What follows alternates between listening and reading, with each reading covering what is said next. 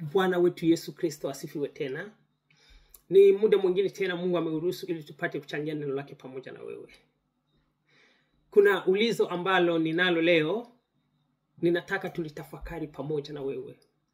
Kwa hiyo kabla sijauliza, naomba unipe dakika 5 tu ili nipate kufafanua jambo fulani.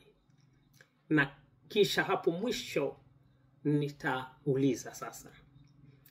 Okay, Biblia neno la Mungu linasema hivi: atendaye dhambi anatenda uasi.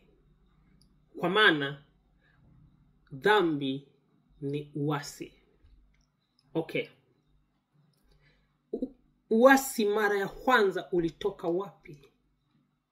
Biblia nasema shetani ni malaika aliyeanguka au alitupwa toka mbinguni sababu alimuasi Mungu. Ina maana uasi mara ya kwanza ulitokana na shetani. Maana yake shetani ndiye aliyezaa uasi duniani. Kwa hiyo matendo maovu mabaya yoyote kwetu ni dhambi, lakini mbele ya Mungu ni uasi, ni kumwasi Mungu.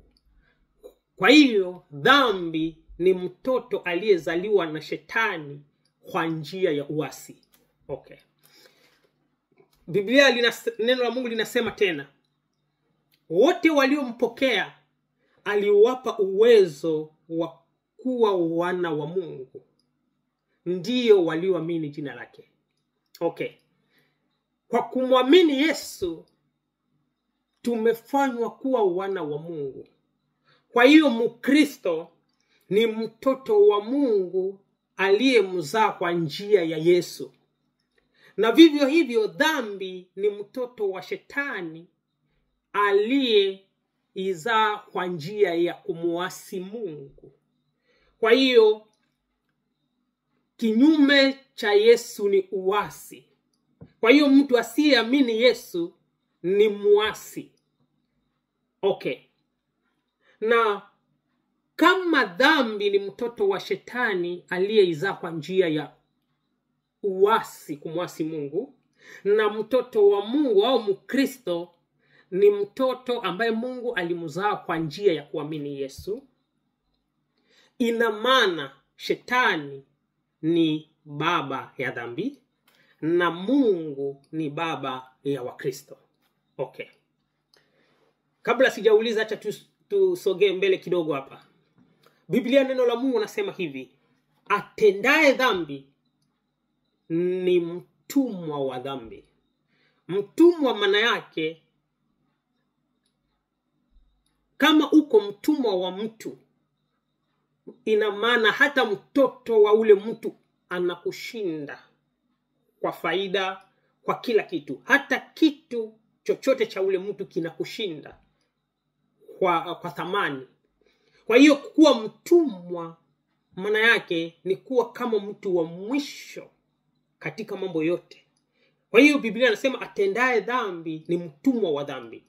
Kwa hiyo kama dhambi ni mtoto wa shetani aliyeizaa kwa njia ya uovu, sasa mtu atendaye dhambi akiwa mtumwa wa dhambi, tungelipenda kumrudisha hata kwa level ya kukua mtoto wa dhambi, basi pale shetani anakuwa grandfather ya yule atendaye dhambi.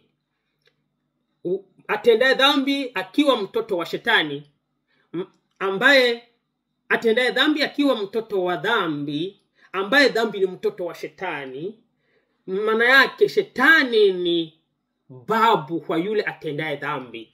Yaani shetani tungelisema tumuweke hata nafasi ya kusema awe mwanamke, pale shetani angekuwa bibi au shetani angekuwa grandmother kwa yule atendaye dhambi. Na kama tunasema tuweke shetani nafasi ya mwanaume, pale shetani anakuwa babu ya yule atendaye dhambi, yani grandfather ya yule atendaye dhambi. Okay. Kabla sijauliza, acha tujiongee mbele kidogo.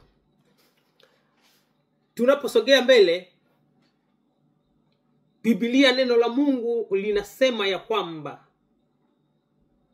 msiache kukusanyika pamoja kama vile ilivyo desturi ya wengine. Kwa hiyo tukienda kanisani, pale tunaenda kusanyika pamoja kama desturi ya watoto wa Mungu. Halafu sasa kanisani tunaona kuna watu wengi ambao kila siku wanateseka na shetani. Watumishi wa Mungu wanawaombea, shetani anaondoka. Kisha wanakuja tena wanayo shetani, wanawaombea, shetani anaondoka.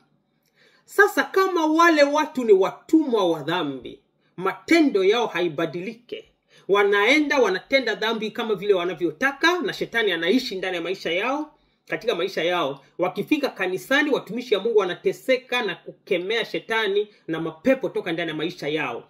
Wakitoka kanisani, hapo mlangoni tu tabia yao inabadilika, wanakuwa tofauti tena, wanaanza fanya matendo ya kwanza ambao waliishi wako wanaishi ndani, sababu ni watumwa wa dhambi na hawana nguvu ya kuepuka tena dhambi. Wanaendelea na dhambi kama kawaida, shetani anakaa katika maisha yao. Wakirudi kanisani, naomba watumishi wa Mungu wakemee tena shetani na mapepo kabisa. Watumishi wa Mungu wanateseka na jasho kabisa, wanakemea shetani. Huku watumishi wa Mungu wakifikiri leo Mungu alifanya kazi sana, mapepo yalitoka ndani ya watu, tulikemea shetani, aliongea, tukafanya deliverance kanisani, watu wakafunguliwa. Hivi ndio watumishi wa Mungu wanaamini. Yaani walitumika, walikuwa na uwezo na upako. Lakini wale watu tu kila siku shetani anaendelea kuwasumbua, sababu ni watumwa wa shetani, watumwa wa dhambi. Sasa hawana namna ya kuepuka ile dhambi. Kila siku wanadumu ndani ya dhambi, matendo yao ni ile ile, hawabadiliki, wanafanya kila kitu kibaya kama vile wanavyotaka. Wakifika kanisani na wameshikwa na mapepo tena watumishi wa Mungu wanaendelea kuikemea. Na huku watumishi wa Mungu wanaamini ni upako na ni nguvu ya Mungu, tunafanya kazi ya Mungu. Sasa ulizo linakuja, kama watu wanaendelea kutenda dhambi na watumishi wa Mungu wanakemea ile shetani na mapepo kila siku na haina matokeo, haufikiri kama wale watumishi ni watumwa wa wale watu ambao ni watumwa wa dhambi? Okay. Kama watumishi ukisema ni watumwa wa wale watu, sababu kila siku wanakuwa na mapepo, watumishi wanakemea, kisha wanaenda wanaongeza mapepo tena, watumishi wa Mungu wanakemea, ni kazi moja ile tu ambayo haina matokeo. Kama ukisema watumishi wa Mungu ndio pale wanageuka kuwa watumwa wa wale watu. Okay. Sasa kama wale watu ni watoto wa dhambi, ambao dhambi ni mtoto wa shetani, na wale watu wanaita shetani babu zao, yani grandfather yao. Sasa wale watumishi ambao ni watumwa wa wale walio watumwa wa dhambi, shetani watawaita nani yao? Au shetani anaita wale watumishi katika ile utaratibu wa kifamilia, shetani anaita wale watumishi wa nani?